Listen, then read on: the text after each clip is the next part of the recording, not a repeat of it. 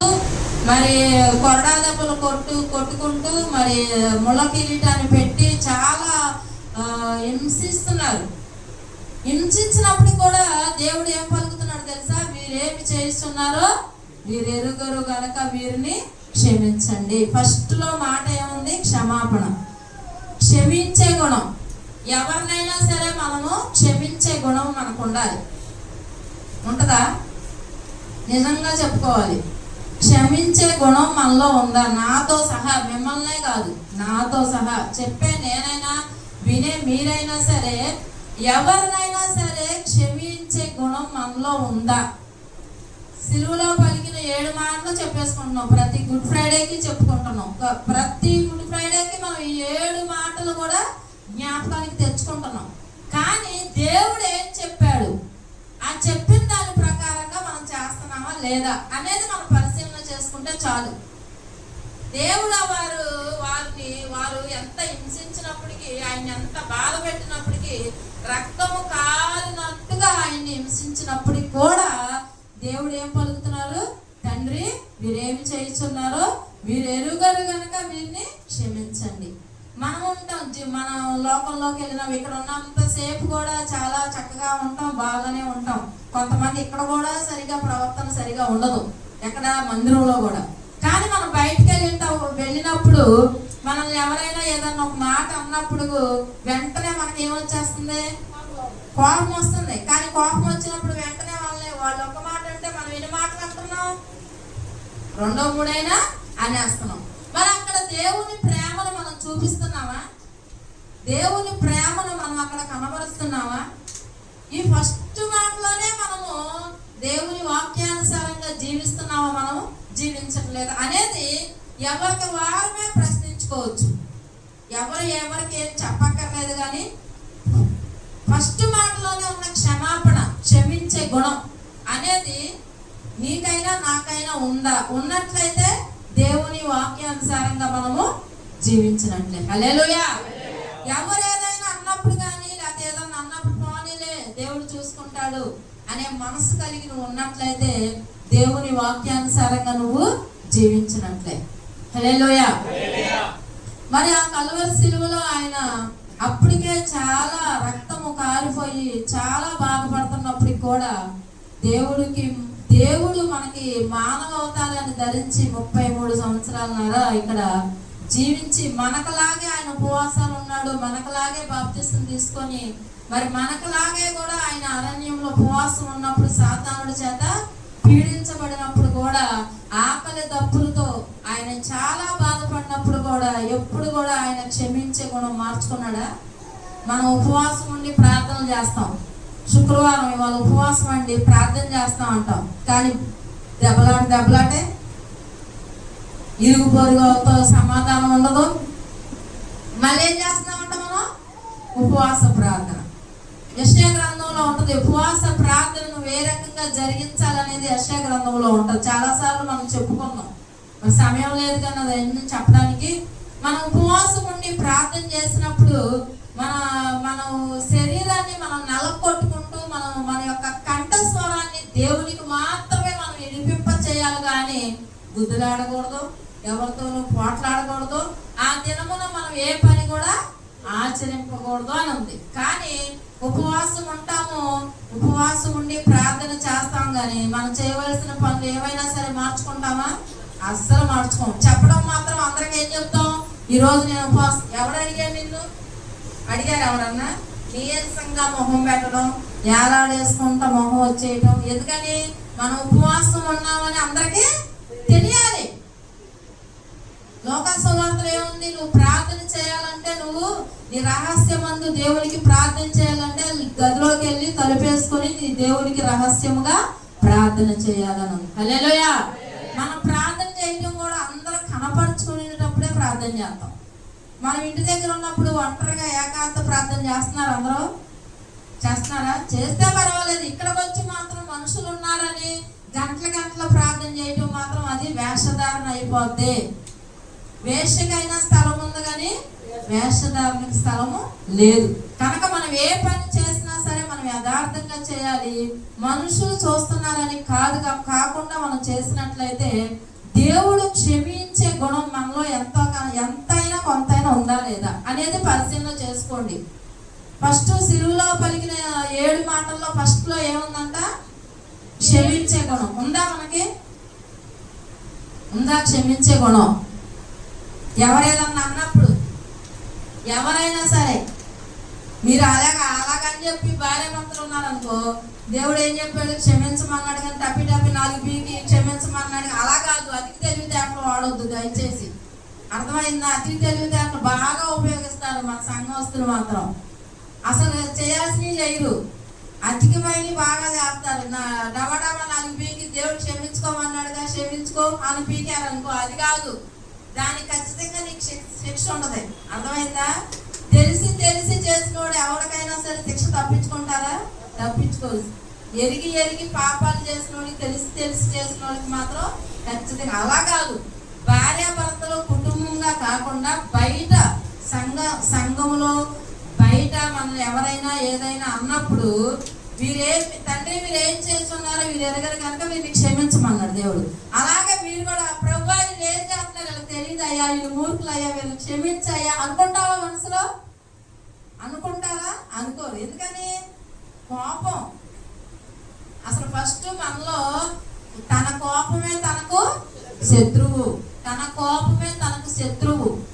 నరుని కోపము దేవుని నీతిని నెరవేర్చబడదు. హల్లెలూయా. ఎవరి కోపం? నరుని కోపము దేవుని నీతిని నెరవేర్చబడదు. మనలో ఫస్ట్ తగ్గింపు జీవితం కావాలి, క్షమించే గుణము రావాలి. మనం బైబిల్ పట్టుకొని వెళ్ళి వస్తున్నామంటే కాదు, కానీ బైబిల్ మనం చేతబట్టుకొని దేవుని మందిరానికి మనం వెళ్ళి వస్తున్నామంటే మనలో ప్రవర్తన సరి ఉండాలి. ఫస్ట్ మనల్ని ఎవరైనా చూసినప్పుడు వీళ్ళు దేవుని నమ్ముకున్న వాళ్ళమ్మ, వీళ్ళు చూడు ఎంత పద్ధతిగా ఉన్నారో, ఎంత చక్కగా వెళ్ళి వచ్చారో, మునుపటి ఉన్న సాక్ష్యం ఇప్పుడున్న సాక్ష్యం మనం కాపాడుకోవాలి. మనం దేవుని ఎరగక ముందు ఉన్న సాక్ష్యాన్ని, దేవుని ఎరిగిన తర్వాత వచ్చే సాక్ష్యాన్ని గమనిస్తున్నారు ఎవరైనా? దేవుని ఎరగక ముందు విచ్చలవిడిగా తనంగా తిరిగేవాళ్ళమ్మ, వీళ్ళకి కోపం ఎక్కువ, అసలు ఏదైనా ఒక మాట అంటే చాలు పోట్లాడేవాళ్ళు. అలాంటిది దేవుణ్ణి నమ్ముకున్న తర్వాత వీళ్ళలో చాలా మార్పు వచ్చింది అనే మాట మనకు వస్తే నువ్వు దేవుని వాక్యానుసారంగా జీవించినట్లే. హల్లెలూయా. కనుక ఈ ఉదయకాల సమయంలో సిలువలో పలికిన ఫస్ట్ మాట ఏంటి? తండ్రి వీరేమి చేయుచున్నారో వీరు ఎరుగరు గనక వీరిని క్షమించండి. ఎవరినైనా సరే మనం క్షమించే మనసు మనకు రావాలి. ఎవరైనా సరే అన్యులుగా ఉన్నప్పుడు, అన్యులుగా మనం బయట ఏదైనా పనికి వెళ్ళినప్పుడు ఏదైనా ఒక మాట అన్నప్పుడు తొందరపడి మనం ఎవరిని కూడా ఒక మాట మాట్లాడకూడదు. మనం మాట్లాడకుండా మౌనంగా ఉన్నాము అంటే ఎవరికి మహిమ వచ్చిందో తెలుసది? దేవుని నామానికి మాత్రమే మహిమ వస్తుంది. హల్లెలూయా. అప్పుడు నువ్వు వెళ్ళి సువార్త వారికి ప్రకటించక్కర్లా, నువ్వు దేవుడిని వెళ్ళి నమ్ముకోమని చెప్పక్కర్లా. నువ్వు ఎప్పుడైతే మౌనంగా ఉంటావో వారు ఎన్ని మాటలన్నా, నిన్ను ఎంత దుఃఖ పెట్టినా, నిన్ను ఎంత బాధ పెట్టినా, నువ్వు అక్కడ మౌనాన్ని చూపించినప్పుడు ఎవరిని చూపించినట్లు అవుతుందో తెలుసా? అక్కడ దేవుని యొక్క ప్రేమను చూపించినట్లు. హల్లెలూయా. ఎప్పుడైతే నువ్వు అలాగ మౌనంగా ఉన్నప్పుడు వారిలో నిన్ను ఎవరిని చూస్తారో తెలుసా? నీలో వారు దేవుణ్ణి చూస్తారు. మన యొక్క ప్రవర్తన, మన యొక్క మాట, మన యొక్క విధానం, మన యొక్క ప్రతి ఒక్క క్రియలు కూడా అక్కడ దేవుణ్ణి ఘనపరిచేలాగా ఉంటాయి. వారు ఒక మాట అంటే మనం నేను ఉప్పు కారం తింటున్నాను, నాకు రోషం లేదా, నాకు పాపం లేదంటే ఉంది. కానీ మన యొక్క రోషం, మన యొక్క పాపం, మన యొక్క కోపం అదంతా కూడా మనం 5 దినాలు ఉపవాసం ఉండి మనం ప్రార్థన చేసిన రోజున అవన్నీ చచ్చిపోయి పాతవి గతించును, సమస్తము నూతనమైన. హల్లెలూయా. మన పాత ఉన్న వ్యక్తి చనిపోయాడు, మనలో నూతనమైన వ్యక్తి జన్మించాడు. హల్లెలూయా. నూతనంగా మనం క్రీస్తులో మనం పుట్టిన వారంగా అయినప్పటికీ మనం ఎవరిని చూపించాలో తెలుసా? దేవుని ప్రేమను మనం అక్కడ చూపించాలి. దేవుడు అదే చేస్తాడు. తండ్రి వీరేమి చేయించున్నారో వీరు ఎరగరు కనుక వీరిని క్షమించాయా అని తండ్రికి దేవుడు వేడుకుంటున్నాడు. హల్లెలూయా. మనం కూడా అక్కడ ఎప్పుడైతే మౌనముగా ఉండి మనం ఏ ఒక్క మాట కూడా మనం పలకకుండా ఉన్నట్లయితే మన దేవుని మనలో మనలో నుంచి వారికి చూపించినట్లే. హల్లెలూయా. రెండో మాట చదువుకుందాం అదే అధ్యాయంలో. అందుకు ఆయన వానితో నీవు నాతో కూడా పరదేశులో ఉందువని నిశ్చయముగా నీతో చెప్పుచున్నాను. రెండవ మాటలో, ఫస్ట్ మాటలో క్షమించే గుణం ఉంది ఆయనకి. రెండవ మాటలో ఏముందో తెలుసా? ఆత్మల భారం కలిగి ఉన్నాడు. హల్లెలూయా. ఏ స్థితిలో ఆత్మల భారం కలిగి ఉన్నాడు? ఇంకొద్ది క్షణాల్లో చనిపోతాడు ఆయన. ఇంకొద్ది సేపట్లో ఆయన్ని సిలువేసేస్తారు. అప్పటి కూడా దేవుడు ఆత్మల భారం, ఒక్క ఆత్మ నశించిపోవటం ఆయనకి ఇష్టం లేదు. హల్లెలూయా. అప్పుడు ఆ పైన వచ్చిన కూడా మనం ఒకసారి చదువుకున్నట్టయితే 39వ వచనంలో, వేలాడవేయబడిన ఆ నేరస్తులలో ఒకడు ఆయన దూషించుచు, నీవు క్రీస్తువు కదా, నిన్ను నీవు రక్షించుకొనుము, మమ్మను కూడా రక్షించుమని చెప్పెను. అయితే రెండవ వాడు వారిని గద్దించి, నీవు అదే శిక్షా విధిలో ఉన్నావు గనక దేవునికి భయపడవా? మనకైతే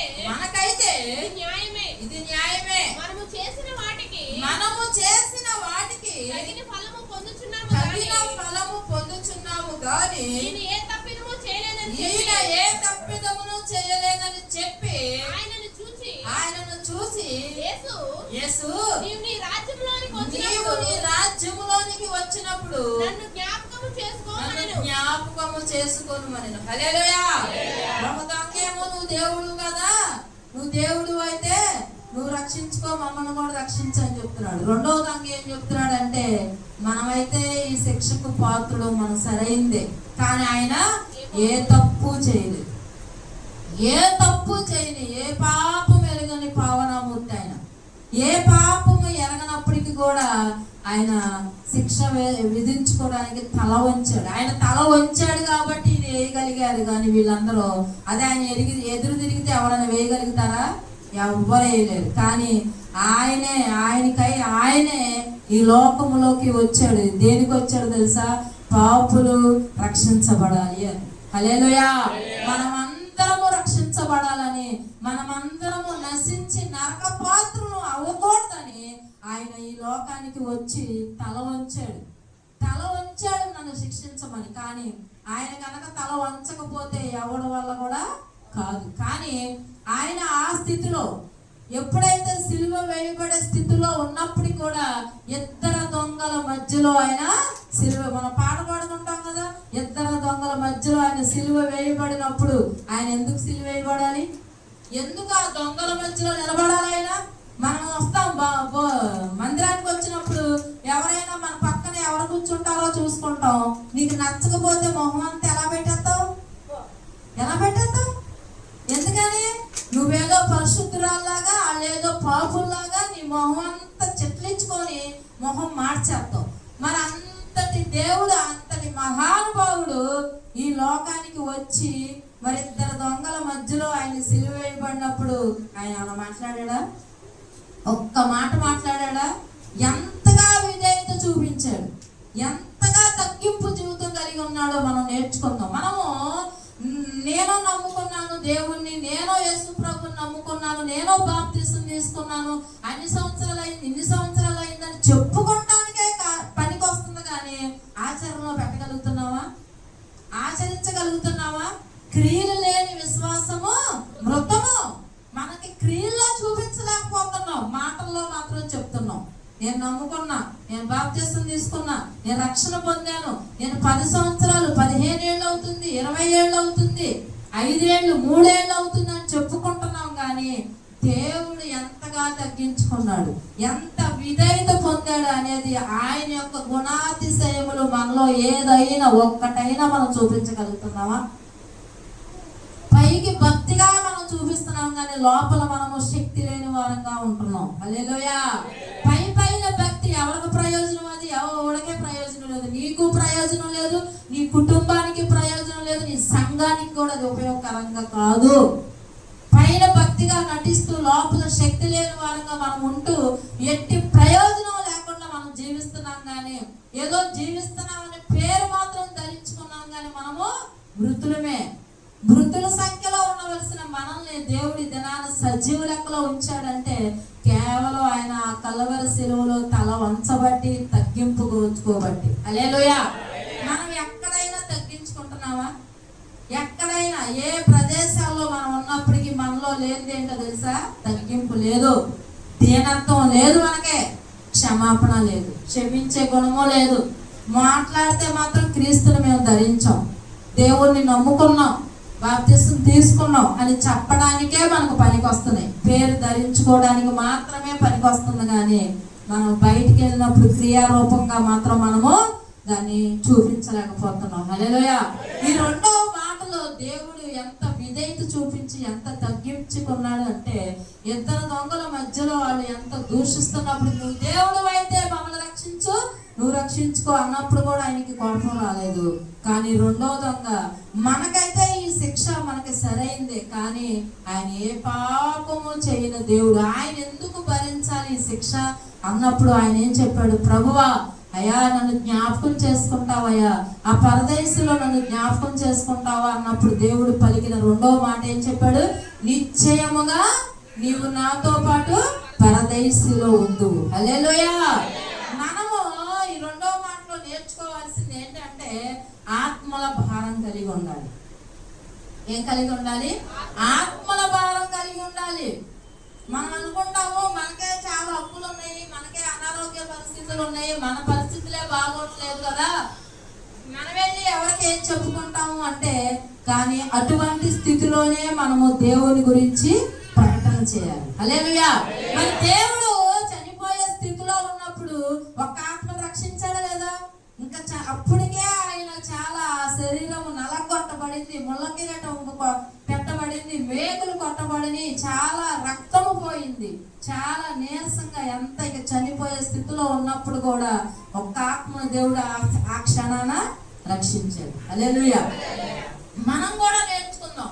ఈ రెండో మాటలో ఉన్నది ఆత్మల భారం కలిగి ఉన్నప్పుడు మనం కూడా ఆత్మల భారం కలిగి, నువ్వు ఏ స్థితిలో నువ్వు ఉన్నప్పటికీ కూడా, ఎటువంటి పరిస్థితుల్లో నువ్వు ఉన్నప్పటికీ కూడా దేవుని ప్రియురాల ఈ మధ్యాహ్న కాల సమయంలో రెండో మాటలో ఆత్మల భారం, మన ఇరుగు పొరుగు వారు, మన యొక్క కుటుంబస్తులు, మన రక్త సంబంధికులు, మన గ్రామంలో, మన వీధిలో ఎంతమంది దేవుని ఎరగక నశించిపోతున్నారు.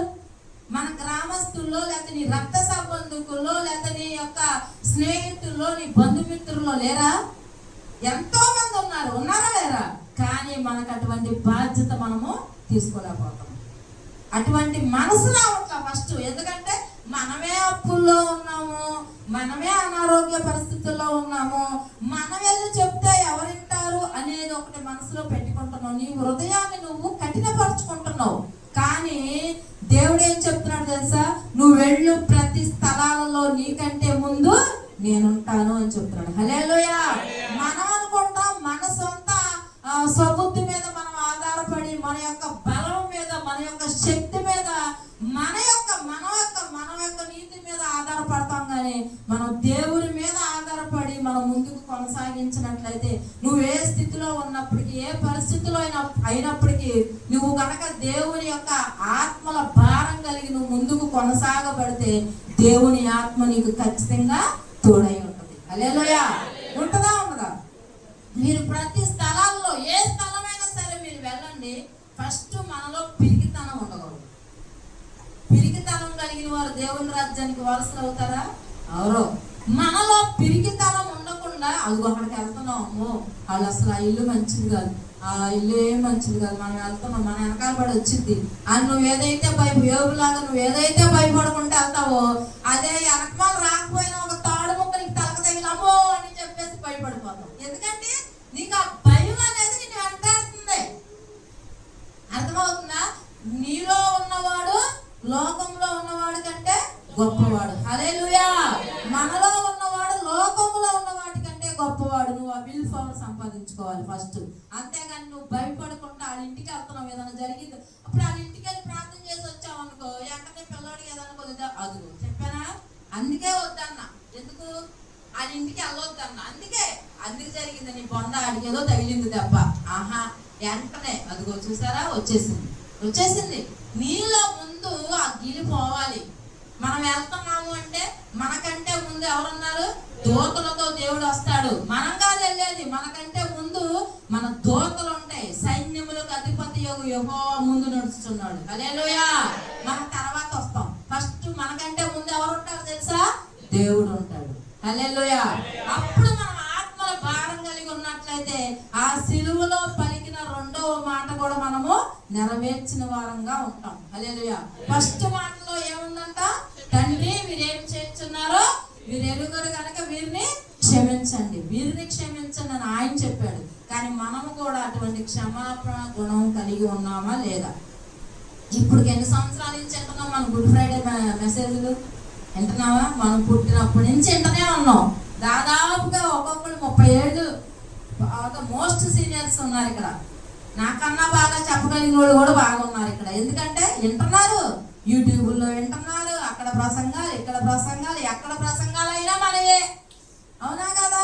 యూట్యూబ్ చూసేస్తా ఉంటారు, అన్ని చూస్తారు, ఇలా కాదు అలాగని చెప్పేస్తారు మీరు. కానీ ఏం ప్రయోజనం? బూడిదలో పోసిన పన్నీరు లాగా అవ్వకూడదు. నా యొక్క ఉద్దేశం ఏంటయ్యా అంటే, దేవుడు పలికిన 7 మాటల్లో 2 మాటలు మరి నాకు ఇవాళ అవకాశం వచ్చింది కాబట్టి ఈ 2 మాటల్లో కూడా ఫస్ట్ మనం క్షమించే గుణం కలిగి ఉన్నామా లేదా? నాకు కోపమే రాదు అన్నవాళ్ళు చేయకండి. అసలు నా కోపమే రాదమ్మా, ఎవరన్నా వచ్చి చెంప మీద పెట్టి మిగిలినా సరే నా కోపం రాదు అన్నవాళ్ళు చేయకండి. ఏంటి, ఎవరు లేరా? అంటే అందరం కూడా కోపం ఉందా లేదా? ఉంది. అయితే మనం ఫస్ట్ మాటలో అప్పుడు మరి క్షమిస్తున్నారా క్షమించినట్ట? మీరు చెప్పాలి. నవ్వుతారెందుకు? సమయం లేదు, చెప్పండి, నవ్వమాకండి. క్షమిస్తున్నారా లేదా? ఏంటి, మధు వాళ్ళు కూడా లేదు కోపం వచ్చేస్తుందా? బాబోయ్, ఎవరు లేరు. ఎవరే అంత అట్లా చేయి అసలు. అంటే అందరికీ కోపం ఎక్కువే. బాగా ఉందా తక్కువగా ఉందా? బాగుందా? తక్కువ ఉన్నా ఎక్కువ ఉన్నా ఉందా లేదా కోపం? ఉందా? పాపం ఉందమ్మా, చిన్న పాపం పెద్ద పాపం అని ఉండదా? పాపం చేయొద్దురా అని చెబుతున్నాడు దేవుడు. ఏ పాపమైనా చేస్తున్నావా లేదా? పాపం చేస్తున్నావు. పాపం వల్ల వచ్చి జీతము మరణం. దాని నుంచి ఎవరు తప్పించుకోలేరు. ఇది కూడా అంతే. కోపం వస్తుంది అంటే కోపం ఎప్పుడు రావాలో తెలుసా? మనం దేవునిలో కోపం ఉండాలి. మనకి దేవునిలో రోషం కలిగి ఉండాలి. అంతేగాని లోక సంబంధమైన వాటి విషయాల్లో మనకి కోపము ఉండకూడదు. అర్థమైందా? హల్లెలూయా. ఇక నుంచైనా అలాగా ప్రయత్నం చేద్దాం. ఎలాగా? మార్తంకి అస్సలు ఉంటుంది కోపం, అస్సలు కోపమే రాదు. కానీ మనం ప్రయత్నం చేయాలి. ఎందుకంటే మనం దేవుణ్ణి నమ్ముకొని ఉన్నాం కాబట్టి. లోక సంబంధాలుగా అనుకో, మనం అసలు ఇక్కడ కూర్చోము, మనం ఈ మాటలేమి చెప్పుకోం. కానీ దేవుణ్ణి నమ్ముకొని దేవుని యొక్క ఆయన యొక్క గుణాతిశయములు మనం పొందుకోవాలి అనుకుంటున్నాం కాబట్టి. ఇప్పుడు మన తండ్రి ఎవరయ్యా అంటే ఎవరి తండ్రి పేరు వారు చెప్పుకుంటారు. ఆ తండ్రిలో ఉన్న కొన్ని గుణాలైనా మనకు ఉన్నాయా? మీ నాన్నకాళ్ళు ఉన్నాయి కొద్దిగా అని అంటారు. ఎందుకంటే వాళ్ళకి కొంచెం అలవాటు. మనం నిజ దేవుణ్ణి మనం నమ్ముకొని ఆయనలో ఉన్న కొన్నైనా మనం సంపాదించుకోకపోతే ఎలాగా? అన్నీ రావు. అన్నీ వస్తే నేనే దేవుణ్ణి అంటాం. అర్థమవుతుందా? అన్నీ వస్తే యేసు ప్రభు తర్వాత నేనే దేవుణ్ణి అంటాం. అందుకనే కొన్నైనా ఆయనలో ఉన్న కొన్ని గుణాలు మనము పొందుకోవాలి. ఫస్ట్ది ఏంటయ్యా అంటే క్షమించే గుణం, క్షమాపణ కలిగి ఉండాలి. కోపం లేనివాడు ఎవడో ఉండడు, ఎవ్వరూ లేరు. కానీ కోపమైనా సరే అన్నిసార్లు మనము దాన్ని ప్రయోగం చేయకూడదు. హల్లెలూయా. మనం కొన్ని చోట్ల ఉన్నప్పుడు దేవుణ్ణి మనం మహిమపరిచే విధంగా ఉండాలి. దేవుణ్ణి మనం ఘనపరిచే విధంగా ఉండాలి. దేవుని నామానికి మనం ఎప్పుడు కూడా అవమానకరంగా ఉండకూడదు. రెండవ మాటలో ఏం పలుకుతున్నారంటే, నిశ్చయముగా నువ్వు నాతో పాటు పరదేశులో వద్దు. అంటే ఆత్మల భారం కలిగి ఇప్పటి నుంచి అయినా మనం ఈ పని చేయగలం, ఈ పని చేయొచ్చు. ఎప్పుడైతే దేవుడు ఏం చెప్తున్నాడంటే, మీరు నా పని చేయుడి, నేను మీ పని చేస్తానన్నాడు. మనం దేవుని పని చేసే వారంగా ఉండాలి. ఇప్పుడు పనులు చేసుకోవద్దు, పనులు మానేయమని దేవుడు ఎప్పుడు ఎక్కడ చెప్పలా. మన పని చేసుకుంటూనే ఎవరున్నారని ఎతకాలి. అర్థమైందా? మనం చేసే పనిలోనే అంట్లు తోమేవాళ్ళైతే అంట్లు, లేదా ఉద్యోగస్తులు అయితే ఉద్యోగస్తులు, లేదా పొలం పనులు చేసేవాళ్ళు అయితే పొలం పనులు, ఎక్కడైనా సరే ఎవరు అనారోగ్య పరిస్థితుల్లో ఉన్నారు, ఎవరు అప్పుల్లో ఉన్నారు, ఎవరు శోధనలో ఉన్నారు, కొంతమంది ఎవరికి చెప్పుకోలేని వేదనతో ఉంటారు. అర్థమైందా? ఎవరికీ చెప్పలేని బాధతో ఉంటారు. వాళ్ళ దగ్గరికి వెళ్ళి మీరు మాట్లాడి పరామర్శించి ఏంటని చెప్తే వాళ్ళు చెప్తారు. అలాంటి వాళ్ళ కోసం మనం వెతికి వారికి దేవుణ్ణి మనము పరిచయం చేయాలి. హల్లెలూయా. ఈ పని కూడా మనం చేయలేమా? ఏమన్నా కోట్లు అడుగుతున్నారా, లేకపోతే ఏమన్నా డబ్బులు అడుగుతున్నారా వాళ్ళు? నీ పని నువ్వు మానుకోవద్దు, నీ పని ఏం మానక్కర్లేదు. నీ పని చేసుకుంటూనే నువ్వు దేవుని యొక్క పనికి ముందుకు కొనసాగించబడచ్చు. హల్లెలూయా.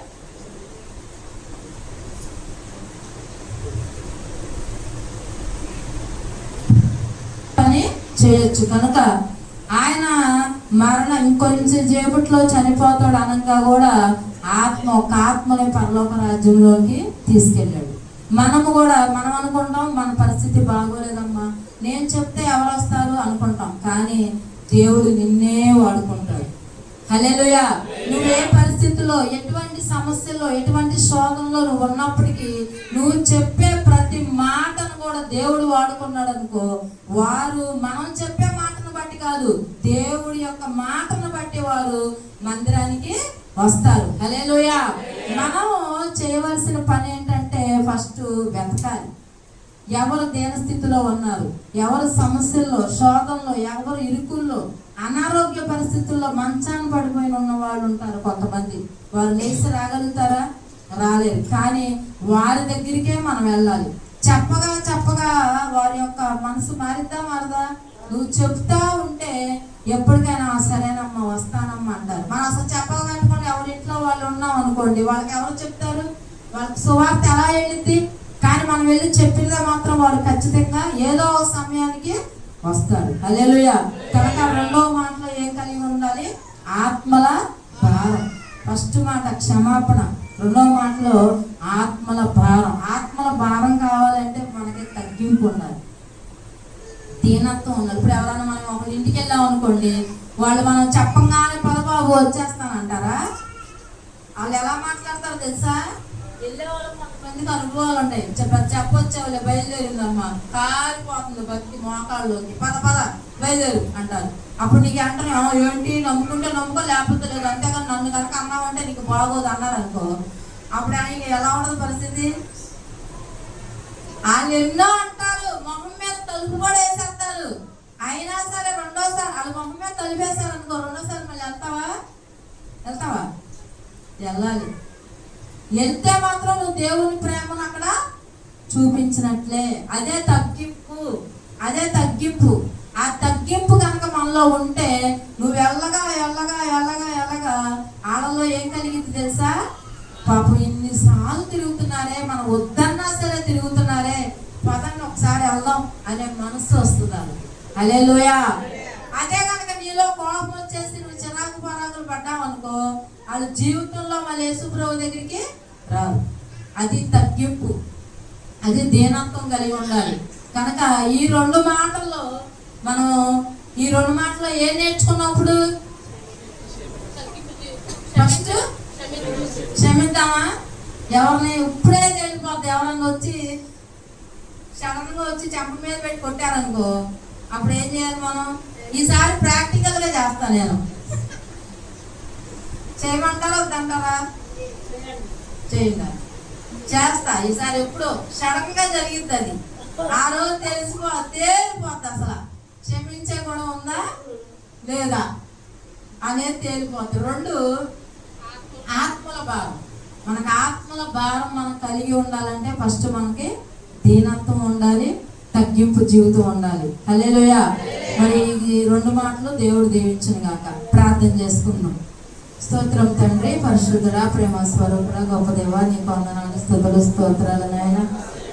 మంటిదాన్నయ్యా, ఒట్టిదాన్ని ప్రభువా, ఎందుకు పనికిరాందన్నయ్యా, ఎట్టి యోగ్యత లేని నన్ను ప్రభువా ఈ రెండు మాటలు చెప్పుటకు నువ్వు చూపిన మహాకృపను బట్టి నీకు వందనాలయ్యా. అయా తండ్రి నాయన మాలో క్షమించే గుణము కలిగిన ప్రభువా, ఆత్మల భారం కలిగిన ఆయన పరలోకంలో నా తండ్రి నేను ఒక్క ఆత్మ నశించడానికి ఇష్టం లేదన్నావు కనుక ఆత్మల భారం కలిగి మేమందరం ఉండులాగా మీరు కృప చూపించి సహాయం చేయమని నిన్న వాక్యాన్ని మా హృదయంలో నీరు కట్టి భద్రపరుచుకొని ముద్ర వేసుకునేలాగా కృప చూపించమని అయా ఇదిగో నీ దీనదాసుడు కూడా నీ పక్షాన నిలబడుతూ ఉండగా నా ప్రభువా అయా శిలువలో పలికిన 7 మాటలు నీ దాసుడు వివరిస్తూ ఉండగా నీ సన్నిధి నీ ఆత్మను నీ దాసుడికి మీరు తోడై ఉండి క్షేమమును దయచేసి నీ మాట నీ దాసుని నోటికి మాట్లాడే కృపను మీరు దయచేయమని యేసు నామమున అడుగుచున్నా తండ్రి. ఆమేన్.